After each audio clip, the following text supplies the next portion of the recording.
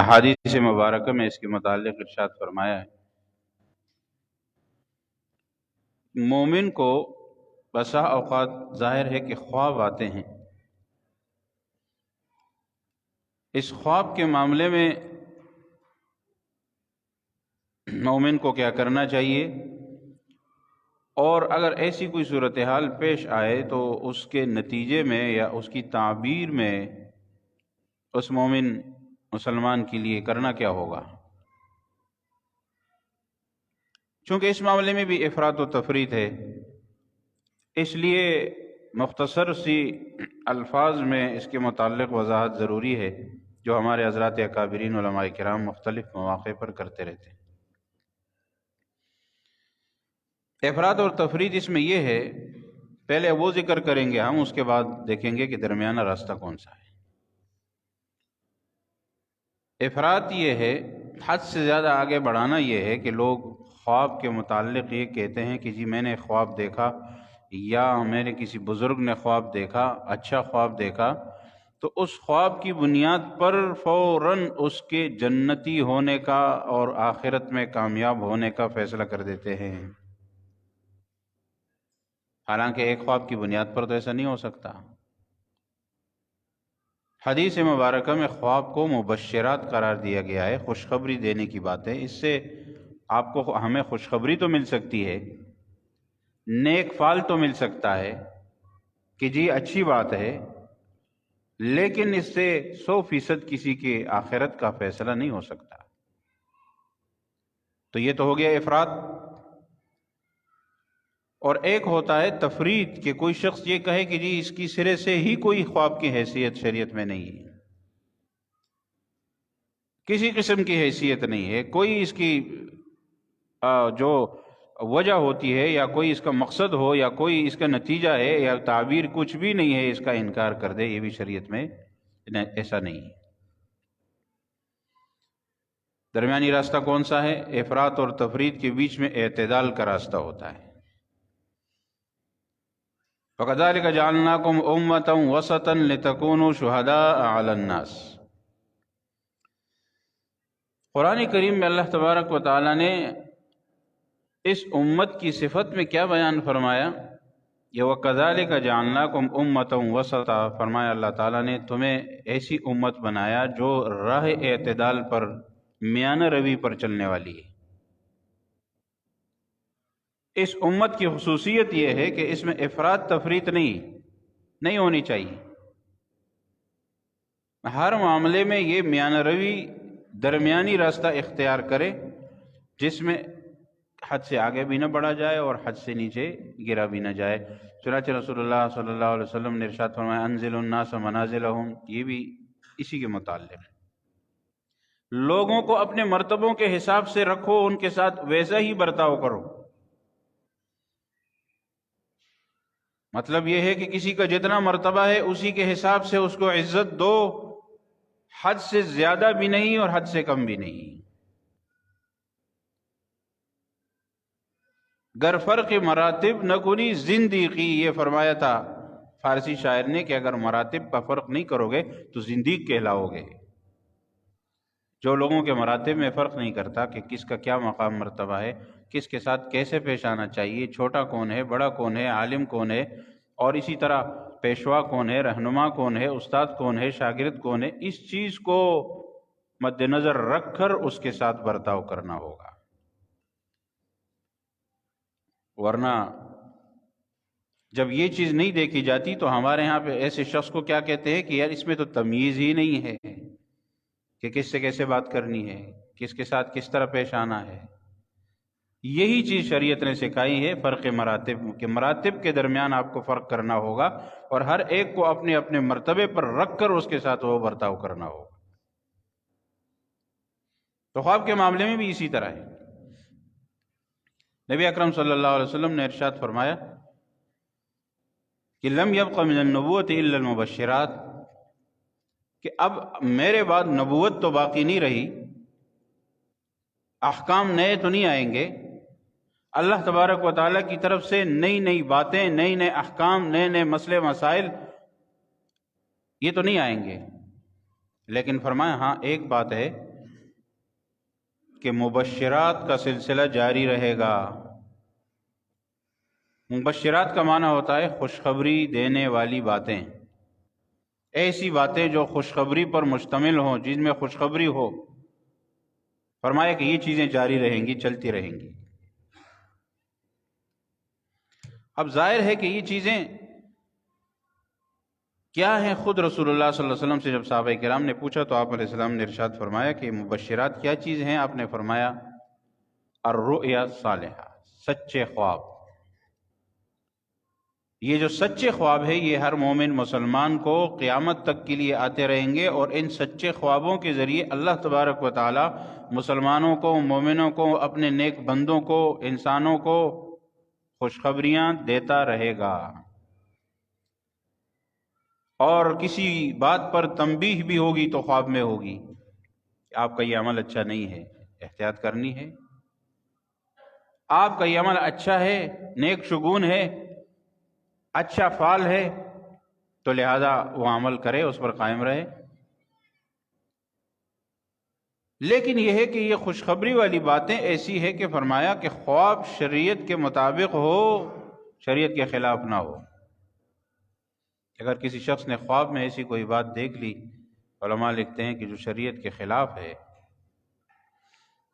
اور شریعت کے خلاف حکم اس کو ہو رہا ہے خواب میں، تو اس پر عمل کرنا لازم نہیں ہے، منع ہے، کیونکہ خواب کو شرعی احکام میں حجت حاصل نہیں ہے۔ کسی شخص کو خواب میں کسی اچھے بندے، نیک بندے نے، ولی نے، بزرگ نے کہا، حتیٰ کہ اگر کسی کو پیغمبر علیہ الصلوۃ والسلام بھی خواب میں آ جائے اور اس نے کہہ دیا کہ آپ کو یہ نیک کام نہیں کرنا ہے، یا آپ کو خدا نخواستہ یہ برا کام کرنا ہے، تو خواب کی وجہ سے وہ حلال حرام تبدیل نہیں ہوں گے، جو احکام ہے وہ اپنی جگہ برقرار رہیں گے۔ خواب کے متعلق علماء امت، محدثین، مفسرین، فقہا، سب کا ایک ہی کہنا ہے کہ یہ حجت نہیں ہے، دوسرے کے اوپر تو بالکل بھی نہیں۔ اپنے آپ کے لیے آپ خوشخبری آپ کو اگر آ گئی، خواب میں دیکھ لیا کہ ایک شخص جنت میں پھر رہا ہے، وہ کہہ رہا ہے کہ میں جنت میں چلا گیا ہوں، جنت کی نعمتیں ہیں، اور مجھے قبر میں سکون ملا، اور پھر مجھے یہ ملا، اور فرشتوں کو دیکھا، اور جنت کی آخرت کی نعمتیں دیکھی، تو اس کے لیے ایک اچھا فعل ضرور ہے کہ وہ کہے کہ ٹھیک ہے، اللہ سے امید رکھوں گا، اور یہ میرے لیے ایک اچھی بات ہے، خوشخبری ہے۔ لیکن اس کا مطلب ایک یہ نہیں ہے کہ وہ یہ فیصلہ کر لے کہ میں پکا جنتی ہو گیا، یا دوسرے لوگ اس کے بارے میں فیصلہ کر لیں کہ یہ پکا جنتی ہو گیا، اور یا پھر یہ ہے کہ وہ یہ کہے کہ جی اب آج کے بعد مجھے کسی نیک عمل کی کوئی ضرورت نہیں ہے، اور کیونکہ جنتی ہونے کا تو فیصلہ ہو گیا ہے۔ یہ دلیل کسی صورت میں کام آنے والی نہیں ہے۔ خواب کا یہ مقصد ہوتا ہے کہ وہ خوشخبری کی حد تک تو ٹھیک ہے، لیکن یہ کوئی دلیل نہیں ہو سکتی۔ حضرت شیخ عبد القادر جیلانی رحمۃ اللہ علیہ کا واقعہ تو مشہور ہے کہ انہوں نے خواب میں ان کو آواز آئی تھی ایک دفعہ، آپ نے جتنے نیک اعمال کیے، ان نیک اعمال کی بدولت آپ کے جنتی ہونے کا فیصلہ ہو چکا ہے، اب آپ کو اس کے بعد کسی نیک عمل کی ضرورت نہیں ہے۔ تو فوراً سمجھ گئے، کیونکہ صرف نیک ہونا، صرف بزرگ ہونا علم کے بغیر خطرناک ہوتا ہے، شیطان اس کو ورغلا دیتا ہے، کیونکہ علم نہیں ہوتا۔ ٹھیک ہے، نیک صالح دیندار پرہیزگار ہوگا، لیکن خطرے میں اس لیے ہے کہ اگر وہ خود عالم نہیں ہے یا علماء سے اس کا رابطہ نہیں ہے تو وہ گمراہ ہو سکتا ہے۔ لیکن حضرت شیخ چونکہ عالم بھی تھے، انہوں نے فوراً کہا کہ دور ہو جاؤ، تم شیطان ہو۔ یہ کیسے ہو سکتا ہے کہ رسول اللہ صلی اللہ علیہ وسلم جیسی ذات کو تو اللہ فرماتے ہیں کہ وَاعْبُدْ رَبَّكَ حَتَّى يَأْتِيَكَ الْيَقِينُ، اے پیغمبر اس وقت تک اپنے رب کی عبادت کریں جب تک موت نہ آ جائے۔ کہ پیغمبر کو تو یہ حکم ہو رہا ہے کہ مرتے دم تک اللہ کی عبادت کرنی ہے، اور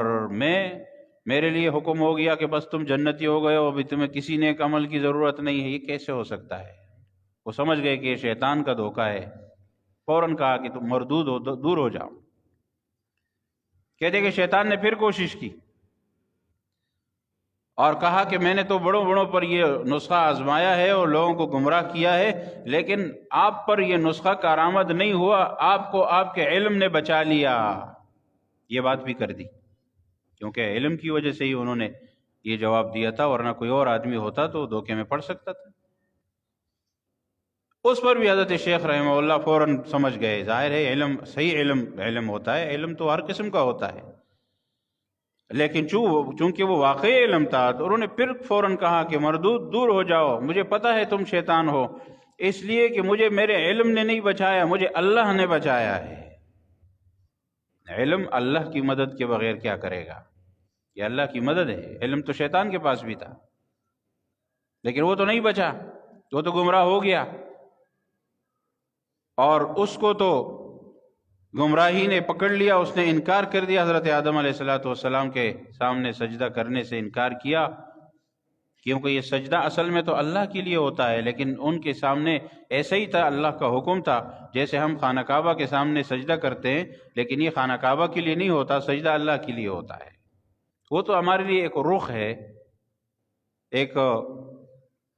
ایک طرف ایک جانب ہے جس کی طرف ہم رخ کرتے ہیں، بس ایک رخ متعین کیا گیا ہے، اصل میں تو سجدہ اللہ کے لیے ہوتا ہے۔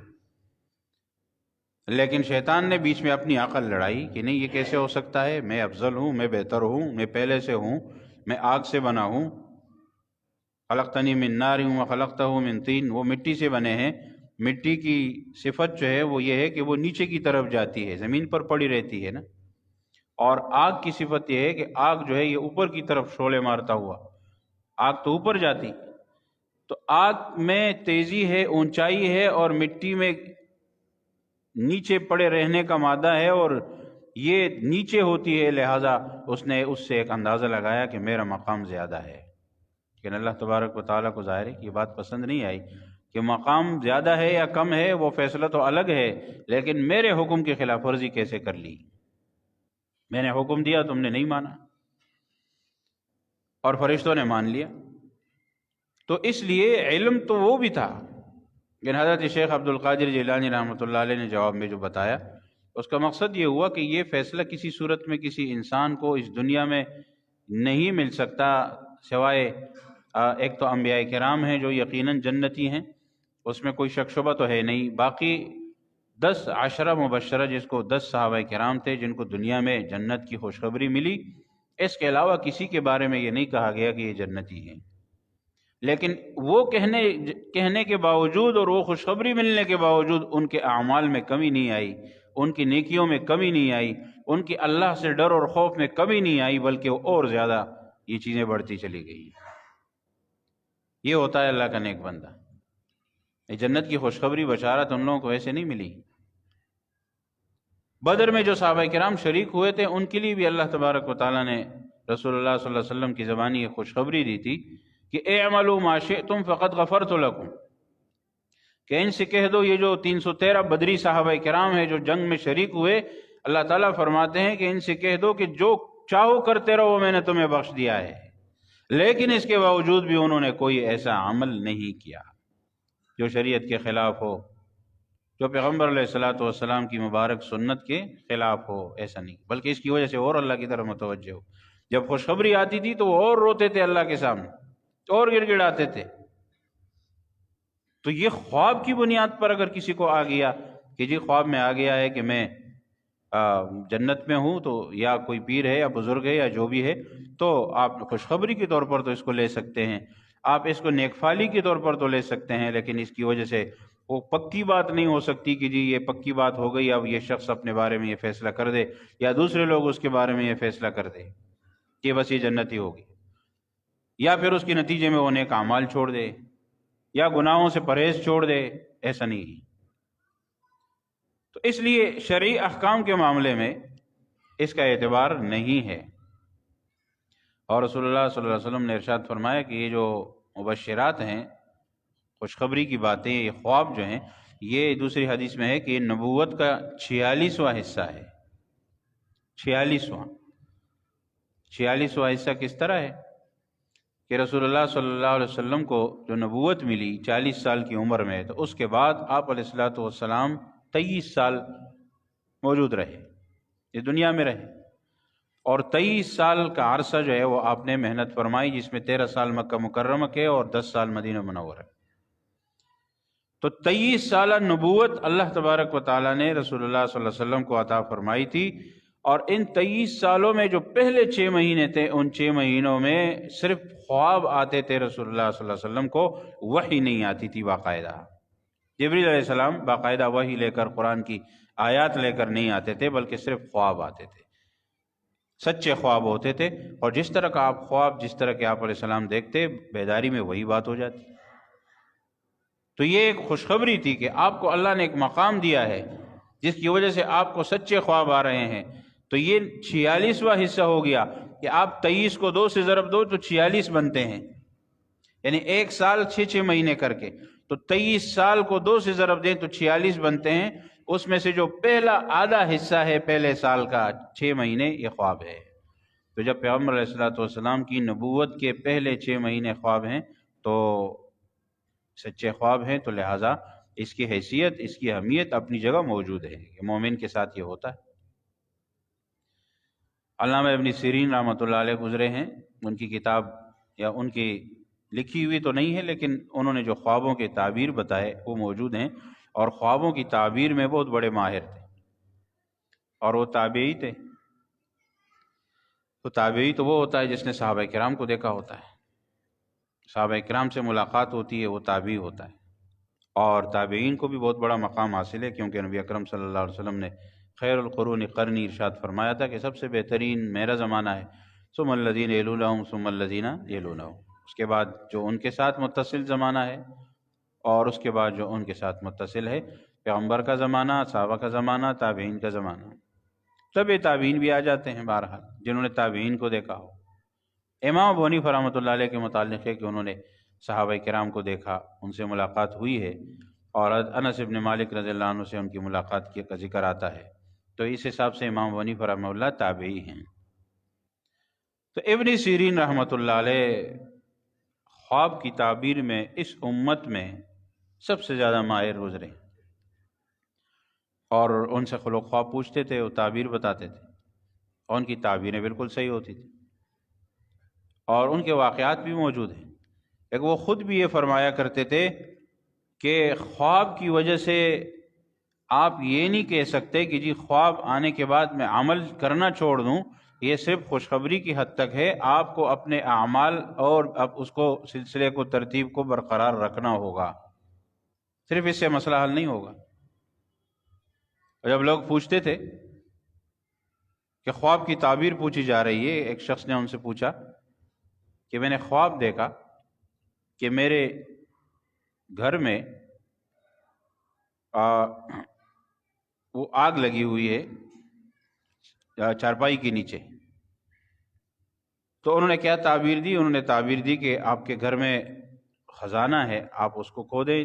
آپ کے چارپائی کے نیچے خزانہ نکل آئے گا۔ کہ انہوں نے کھودا، واقعی خزانہ نکلا اس میں۔ دوسرے شخص نے پھر کچھ عرصے میں پوچھا، بعد میں ان کے شاگرد بھی تو ساتھ میں ہوتے تھے، کہ اس طرح دوسرا شخص آیا، اس نے بھی یہی پوچھا کہ میں نے اس طرح کا خواب دیکھا ہے کہ گھر میں چارپائی کے نیچے آگ لگی ہے۔ تو ابن سیرین رحمۃ اللہ علیہ نے کہا کہ آپ ایسا کریں کہ آپ فوراً گھر سے نکلیں، آپ کے گھر کی چھت گرنے والی ہے۔ چنانچہ ایسا ہی ہوا، تو جیسے ہی اپنے گھر کا سامان نکالا، چھت گر گئی۔ اب لوگوں نے پھر ان سے پوچھا کہ آپ الگ الگ تعبیر ایک ہی خواب کی کیسے دے دیتے ہیں؟ انہوں نے کہا کہ اصل میں تو یہ اللہ کی طرف سے ایک الہام ہوتا ہے، دل میں آتا ہے، لیکن ظاہر میں ہم دیکھتے ہیں اس بات کو کہ جس شخص نے خواب پہلے دیکھا تھا، خزانے والا شخص، وہ سردی کا موسم تھا، اور سردی کے موسم میں آگ اچھی چیز ہے، آگ سے لوگ تپش حاصل کرتے ہیں اور آگ کو استعمال کرتے ہیں۔ آگ جو ہے کوئی زیادہ بری نہیں لگتی، ظاہر ہے سردی میں اس کی ضرورت زیادہ ہوتی۔ اور دوسرے شخص نے دیکھا تو وہ گرمی کا موسم تھا جس میں آگ بہت خطرناک ہے، اور آگ کی ضرورت ہی نہیں ہوتی، آگ کو سمجھے مکروہ سمجھا جاتا ہے زیادہ سے زیادہ کوئی پکانے وغیرہ کے لیے، لیکن اس کے علاوہ اس کا استعمال نہیں کیا جاتا۔ لہٰذا میں نے پہلے والے کو اس سے خوشخبری سمجھ گیا، اور دوسرے کو میں نے خطرہ بتا دیا کہ بھائی خطرہ ہے۔ تو پھر تعبیریں ایسی ہوتی ہیں۔ یوسف علیہ السلام کا واقعہ خود قرآن کریم میں موجود ہے کہ تعبیر میں حضرت یوسف علیہ السلام انبیاء کرام میں سے وہ ماہر تھے۔ نبی اکرم صلی اللہ علیہ وسلم کا مقام مرتبہ تو ظاہر ہے سب سے ہی اونچا ہے، وہ اپنی جگہ ہے، لیکن جو تاریخ میں آتا ہے تو اور جو خود قرآن کریم سے ثابت ہے کہ حضرت یوسف علیہ السلام بھی تعبیر کے معاملے میں بہت ماہر تھے، اور وہ تعبیر جیسے ہی دیتے تھے ویسے ہی ہوتا تھا۔ اور اس کے متعلق علماء لکھتے ہیں، خود احادیث میں بھی آتا ہے کہ اگر ناموافق خواب آ جائے، دونوں طرح کے آتے ہیں نا، اگر سچا آ جائے،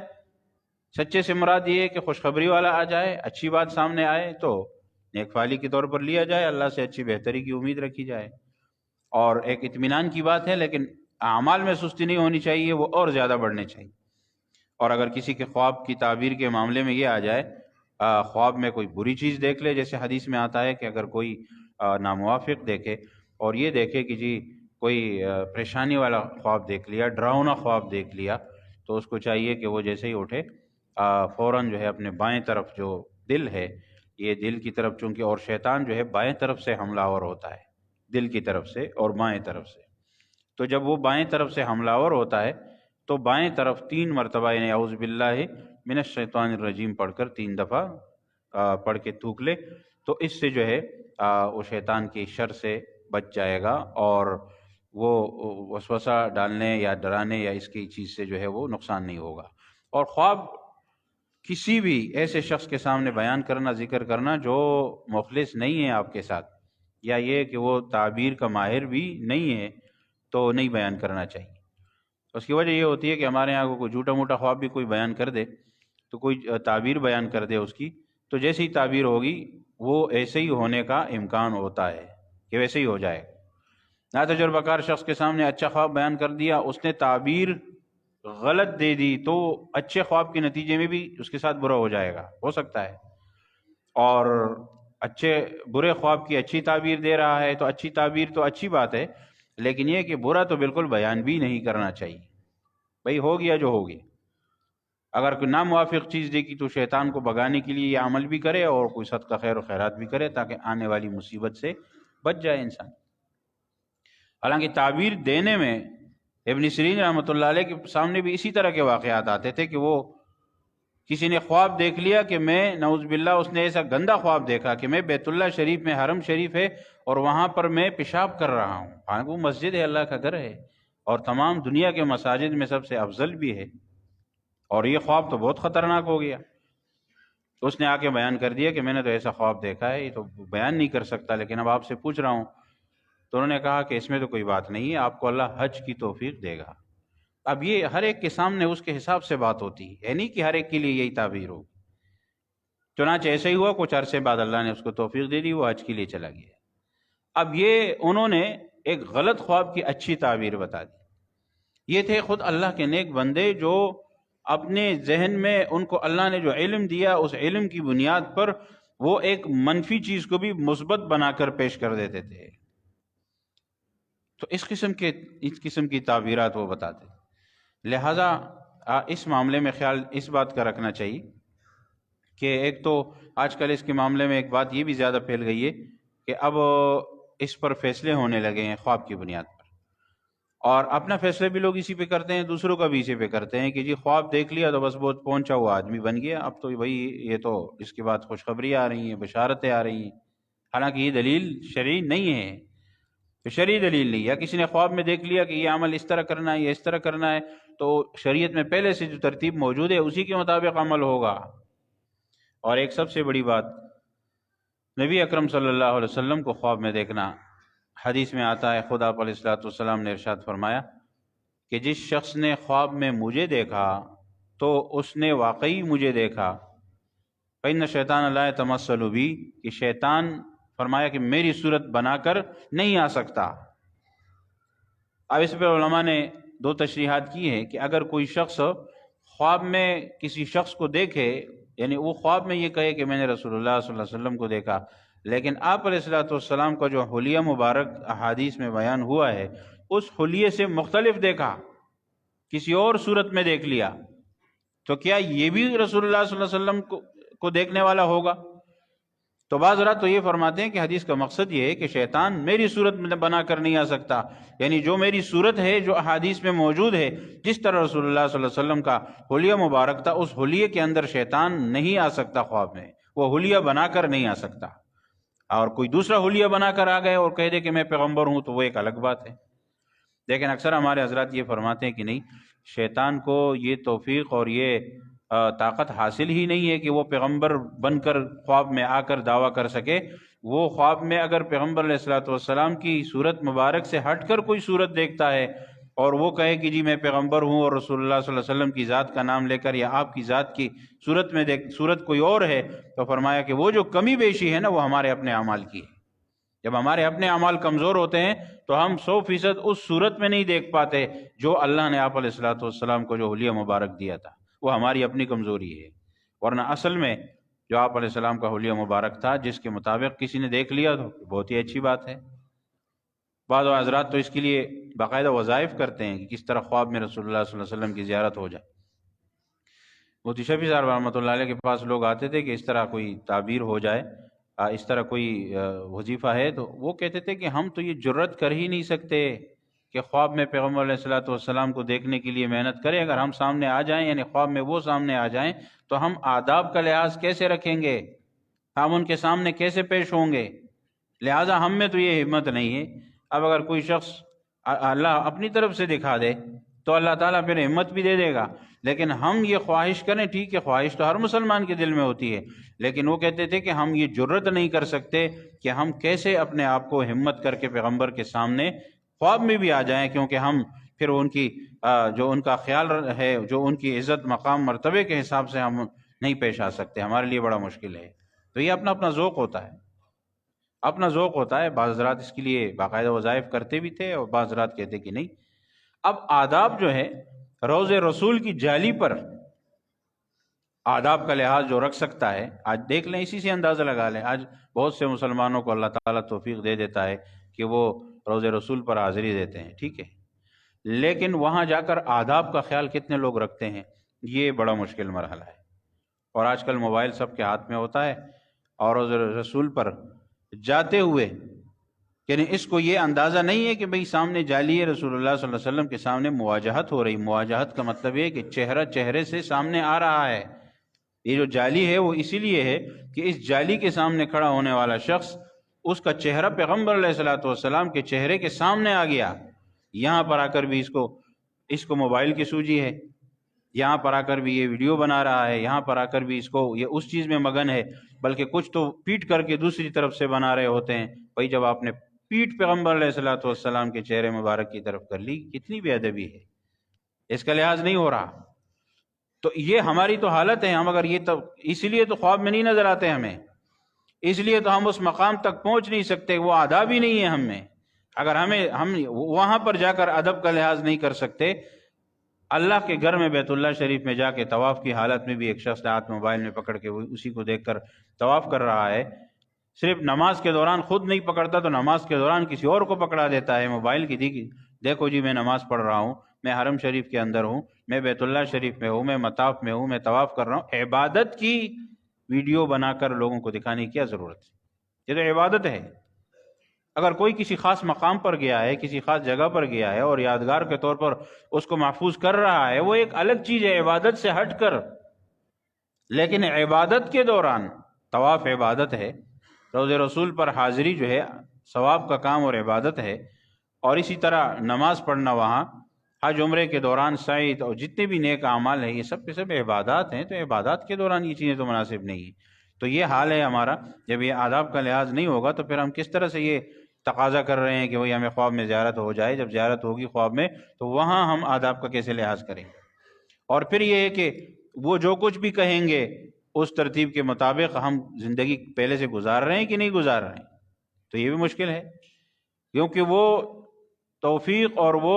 سعادت ملتی ہی اسی کو ہے جو رسول اللہ صلی اللہ علیہ وسلم کی مبارک طریقے پر اور مبارک زندگی کے سنتوں کے مطابق چل رہا ہو۔ ہر آدمی کا کام نہیں ہے،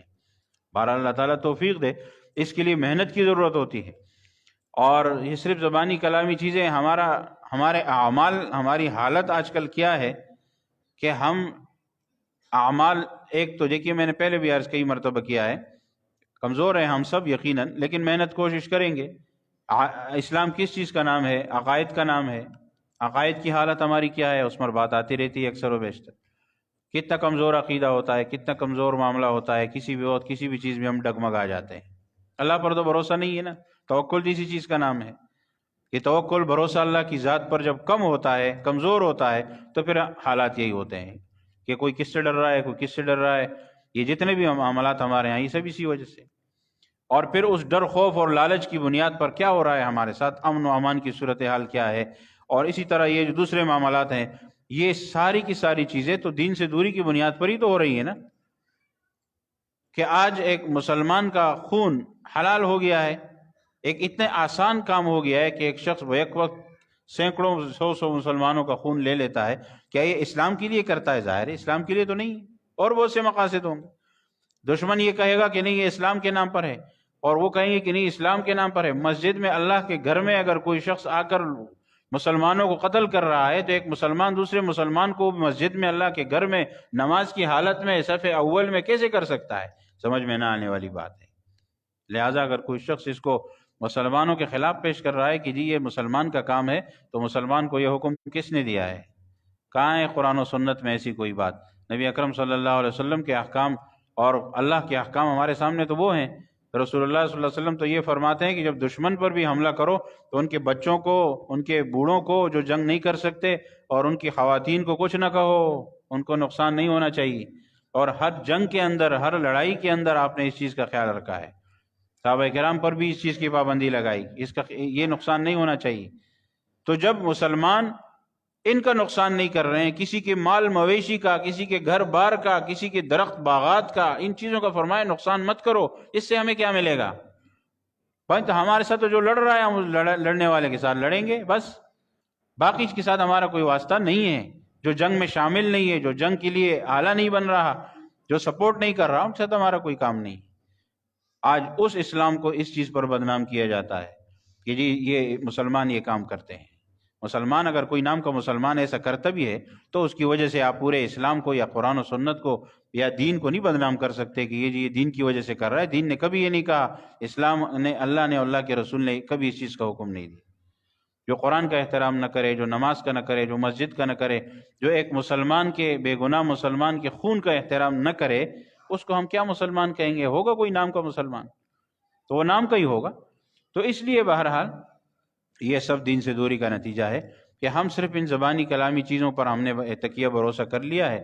اور ان خوشخبری کی باتوں میں آ جاتے ہیں، اور اپنے آپ کو پتہ نہیں کیا سے کیا لوگ سمجھ لیتے ہیں، اور آخرت کا فیصلہ بھی اس سے کر لیتے ہیں، اور دنیا کے اندر بھی وہ اپنے لیے پھر اپنا راستہ اپنی مرضی سے چنتے ہیں، اور جو اس کے دل میں آئے، جس طرح بھی آئے، اسی پر عمل کر بیٹھتے ہیں، اور اسلام کو پیچھے پھینک دیتے ہیں۔ ایسا نہیں ہونا چاہیے۔ اسلام ہمارے سامنے ہے، جو احکام اسلام کے ہیں اسی کے مطابق ہمیں چلنا ہوگا۔ اور کوئی شخص اگر اسلام کو بدنام کرنے کے لیے اس کے خلاف الٹا عمل کرتا ہے، اس کی نسبت ہم اسلام کی طرف نہیں کریں گے، وہ اس کا اپنا ذاتی فعل ہے، ذاتی عمل ہے۔ کوئی ذاتی طور پر کوئی کرتا ہے تو غلط کرتا ہے، اور اسلام کے حوالے سے تو قطعاً بھی اس کی گنجائش نہیں ہے۔ بہرحال اللہ تبارک و تعالیٰ سے دعا ہے کہ اللہ تعالیٰ ہمیں صحیح معنوں میں دین پر عمل کی توفیق نصیب فرمائے، اور اس مملکت خدا داد میں امن و امان دوبارہ ہم سب کو نصیب فرمائے۔ وما علینا الا البلاغ، سنت ادا کیجیے۔